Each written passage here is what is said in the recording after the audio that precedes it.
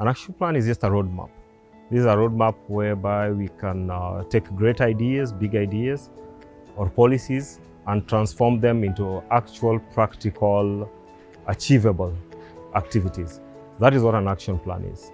So if you have a county, we have Marsabit, Mandera, we have Lamu, which are the traditional semi-arid ones in the country. Then, for instance, they'd pick a climate change scenario, which could be drought, or whenever it rains, we could have excessive flooding. So once they have identified that this is the key issue within that county that needs to be addressed, then they set up objectives, which one would be to reduce floods or people's vulnerability to floods or flooding episodes, or even food security.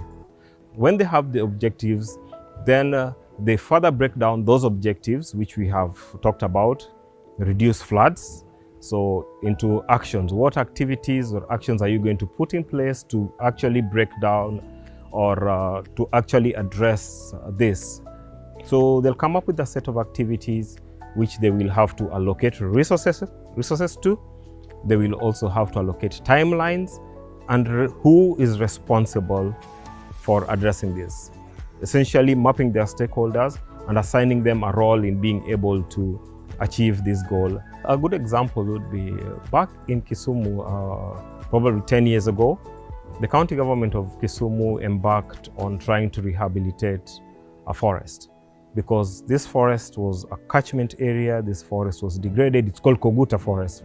The county government identified the key stakeholders that were there.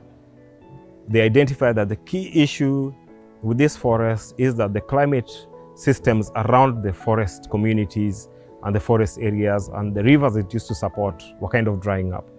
So they embarked on a journey with other partners who are not only development partners but other government agencies to come up with a forest management plan that was developed with the communities, by government agencies, and then they assigned budgetary allocations from the CIDP to be able to come up with different community-led actions to rehabilitate this forest, planting indigenous trees.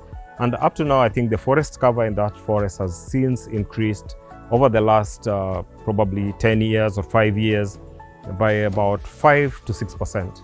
So I think that is one action plan that has succeeded and can be replicated.